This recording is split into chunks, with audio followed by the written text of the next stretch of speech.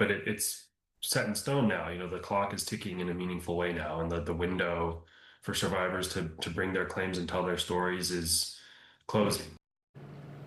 Well, we're continuing our coverage of the El Paso Diocese bankruptcy. Dozens of lawsuits alleging clergy sexual abuse in parishes across southern New Mexico and West Texas, spanning from the 1950s to the 1980s, leading the church to file for Chapter 11 reorganization last month. Now, KTSM was the only station inside the courtroom when the judge set September 11th as the final deadline for survivors to file a claim.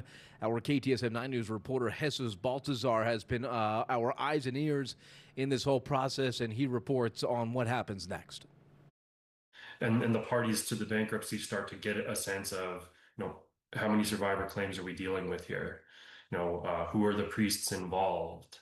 How many of them are serial offenders? Which parishes were they at? What did the diocese know? When did it know it? Monagle says this filing window will go fast and urges any abuse survivor to come forward and file a claim by that deadline.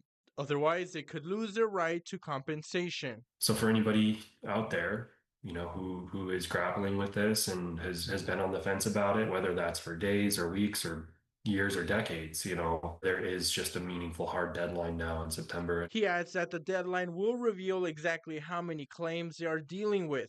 Then, the real legal battle begins, with both sides sifting through the claims to determine which ones are valid and ultimately decide how much the church owes. That's, I think, when the two sides can start negotiating in earnest about what will it take, what will it take to compensate these people fairly and equitably. And while Monagle would have preferred victims to have their day in court, he says their goal for justice remains. The goals of the survivors that we represent, and I think the goals of the creditors committee as well, this body that represents the interests of all survivors, are for transparency and accountability, the receipt of information about what the diocese knew and when, and just compensation, for victims for what they've lost. Was Jesus Baltazar reporting. In the bankruptcy court filing, Bishop cites details that the diocese expenses have outpaced their revenue over the past 2 years. This has grown into a deficit of over $1 million as of fiscal year 2025. This process will now allow them to negotiate a payment plan to compensate survivors with the backing of insurance. Mike and Trish, reaction from you. Here's the thing about a case like this. You have to weigh what is best for everybody involved. Of course, the first and foremost is the victims. Do you require them to come forward and tell their story? Because it might be just another re-victimization. Mm-hmm. But at the same time, they do need to come forward and tell their story so that it can be investigated and see if, these are actual events. So if you do this in open court, you run the risk of really, again, like I said, re-victimizing people. Yeah. So it's so hard because you've got to do that investigation. So there's such a fine line you have to walk. And you do it in open court, and you run the risk also of a public perception issue. Right, for the church, where obviously they have to go to court and defend themselves, and then that becomes like that can get out of hand very quickly, yes. Right? You say the wrong thing and the wrong, you defend the wrong action, and suddenly it's like, oh my gosh, look at the church trying to cover up this, trying to cover up that, which becomes a problem.